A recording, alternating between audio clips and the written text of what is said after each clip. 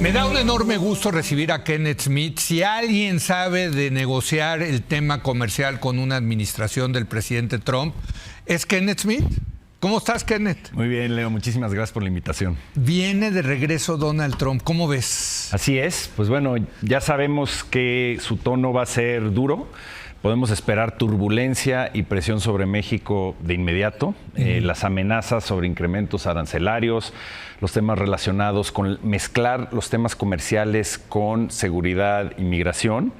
A diferencia del 2017, cuando amenazaba en ese momento de salirse del Telecán, en este momento yo siento que su postura va a ser más bien presionar a México, por ejemplo, en los irritantes comerciales pendientes, los temas agrícolas, de maíz transgénico, energía, que nunca jaló el gatillo Estados Unidos en ese caso. Lo que está pendiente. Lo que está pendiente para presionar en diversos frentes e ir preparando la revisión del TEMEC en 2026. Es decir, no va a llegar con una actitud de salirse del tratado. Además, lo ha dicho muchas veces.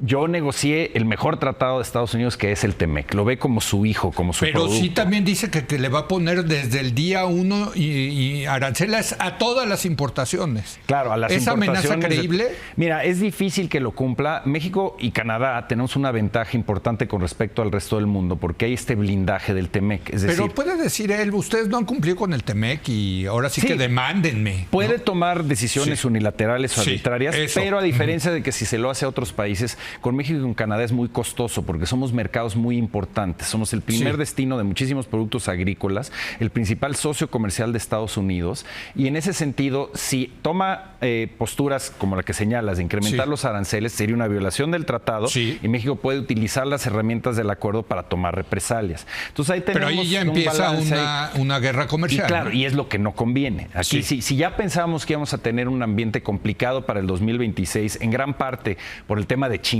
y las preocupaciones de cómo bloquear a China que entre a Norteamérica, que es la preocupación de Estados Unidos, pues con Trump, desde el minuto 1 vas a tener presión sobre los temas pendientes, los irritantes, y es su manera de presionar a la contraparte, poniendo muchos temas sobre la mesa y luego ya estableciendo unas condiciones difíciles para el 2026. Y ahí México va a tener que jugar una estrategia muy inteligente, creo yo, de plantearle a la administración Trump que México es parte de la solución, junto con Canadá, para competir con China. Y no somos parte del problema. Entonces, eso va a ser complicado por la visión suma cero y muy nacionalista del punto de vista económico de Trump, pero yo creo que esa es la estrategia que debe seguir México desde un inicio y a partir de enero que pueda, como dijo la presidenta Sheinbaum, tener reuniones no solo con Estados Unidos, sino también con Canadá, para establecer, digamos, las modalidades de lo que esperemos que suceda en 2026. Es decir, acordar las reglas del juego, porque hay mucha confusión. De la evaluación. De la evaluación. De la famosa cláusula sunset. Que se cumple en julio de 2026. Tienen que los tres ministros analizar cómo está funcionando el tratado y en su caso hacer recomendaciones. Pero pueden ser recomendaciones sobre temas administrativos para facilitar el comercio, o alguno de los socios puede levantar la mano y pedir reabrir ciertos aspectos del tratado. Entonces, hablar desde un inicio con las dos administraciones, con Trump y con Canadá, para empezar a definir esas reglas del juego y prepararnos para posturas extremas. En todo momento, no necesariamente. ¿Qué es eso? A ver, ¿qué significa, Kenneth? Porque Trump es un tipo que negocia duro, pero negocia.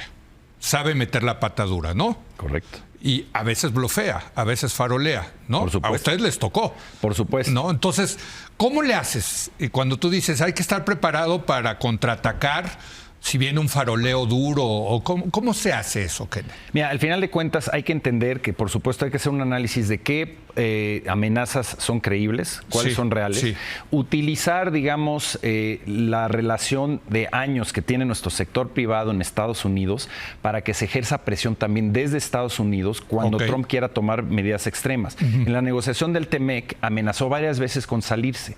Y fue el trabajo, por supuesto, de nuestro gobierno, de Canadá, pero sobre todo los sectores privados, hablando con el sector automotriz, aeroespacial, químico, la industria de servicios, entretenimiento de Estados Unidos, explicándoles por parte de las empresas mexicanas el daño que sucedería si Estados Unidos se salía del tratado, y a su vez ellos presionando a sus congresistas y a la propia administración Trump para que no tomara estas medidas extremas en ese momento de salirse. Aquí debe suceder lo mismo. México debe estar listo para posturas donde Trump amenace en en determinado momento con subir los aranceles y no ver resultados en materia migratoria de seguridad.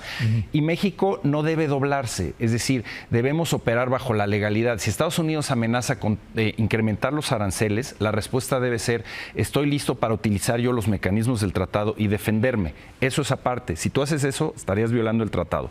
Lo que hay que hacer es decirle a Estados Unidos cuál es el futuro de América del Norte que vemos, que es positivo para fortalecer la competitividad, y en ese sentido llegar con contrapropuestas a la mesa. Y para eso se necesita una consulta amplia que debe hacer el gobierno federal con el sector privado mexicano, la sociedad civil, para estar listo sobre los temas que deben ponerse sobre la mesa y que muchos de ellos quedaron pendientes en la negociación del TEMEC. Dime una cosa, ustedes armaron un equipo negociador, la verdad que resultó muy eficaz, ahí están los resultados. ¿Qué ha sido de ese equipo negociador? Porque uno pensaría, pues, no, pues, o sea, ya los tenemos a ese capital humano, ¿no? Claro. ¿Cómo está México en ese sentido? Mira, en el sexenio pasado se perdieron desafortunadamente muchas plazas y más o menos yo diría un 60% de los negociadores salieron de la Secretaría de Economía. Eso es malas noticias. Y no solo de Economía, sino de las otras dependencias que acompañan en la negociación. Agricultura. Las sedes internacionales, Secretaría del Trabajo, Banjico, Hacienda, etcétera. Entonces, están intentando, y eso es algo positivo en la Secretaría de Economía, de reconstruir el equipo con las plazas que tienen. Está regresando funcionarios que participaron en TEMEC, en CPTPP, en el acuerdo con Europa, que estuvieron en negociaciones anteriores, en los niveles superiores. Lo que falta, y yo creo que sería muy positivo, que se le diera más plazas, que se le diera más recursos humanos en los niveles de directores de área, subdirectores, que hacen la talacha, la investigación, el trabajo para preparar las negociaciones, porque eso es esencial.